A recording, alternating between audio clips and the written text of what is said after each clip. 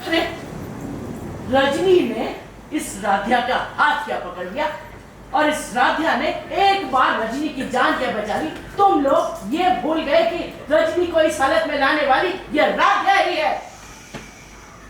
बस एक छोटा सा काम करती है और 100 काम बिगाड़ देती है।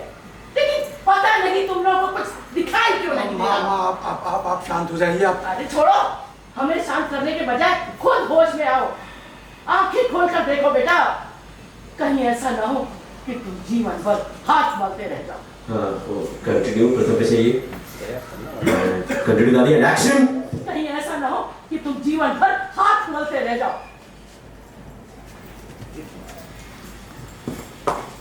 देखो, हम अब भी कह रहे हैं होश में आओ और इस राधिया को घर से निकाल दो इससे पहले कि कुछ बड़ा अनर्थ हो जाए।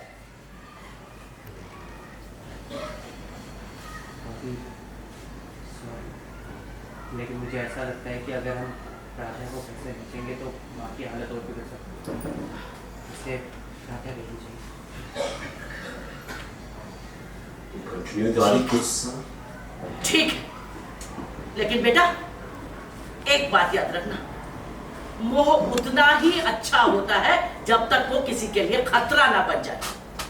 कहीं ऐसा ना हो कि अपनी माँ के मोह में आकर तुम खुद अपनी माँ को ही खो दो।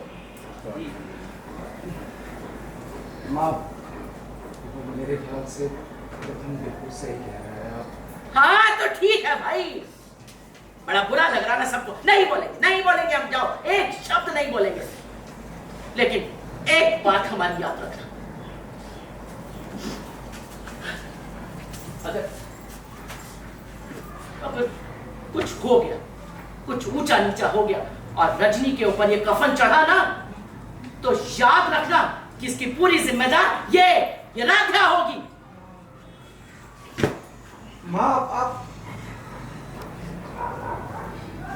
हाँ, जाने से दादी